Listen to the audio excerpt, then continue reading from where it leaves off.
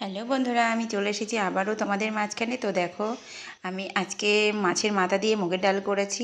আর এটা পাতাল ফোড় বলে না, সেই পাতাল ফোড় মাটি থেকে হয়, সেই ওইগুলোকে এখন রান্না করেছি আলু দিয়ে মাংস মতন করে, আর রুই মাছ ভাজা।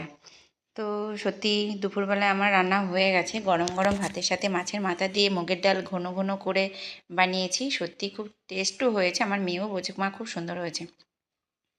তা দেখো, আমরা মা মেয়ে খাওয়া রেডি করে দিয়েছি। তো মেয়েকে আগেই দিয়েছি, তারপর আমি বসেছি। তো আমি মাছ ভাজাও নিয়েছি, মেয়েকেও একটা দিয়েছি। আর মাছের মাথাগুলো দিয়ে ডাল করেছি। আর শালগাম বলে না, তোমার মাটির নিচে হয়, ওটাকে কি বলে? আমাদের মধ্যে পাতালপুর বলে, তোমাদের মধ্যে কী বলে একটু কমেন্টে জানিও। মাটির নিচ থেকে হয় যেটা, ওটাকে মাংস মতন করে রান্না করেছি।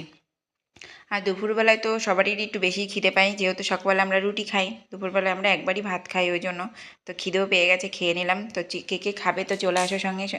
তো আমার ভিডিওটা যদি তোমাদের ভালো লাগে একটু লাইক কমেন্ট শেয়ার করে দিয়ে পাশে থেকো। তো চলো আজকের মতন এখানে টাটা, বাই বাই।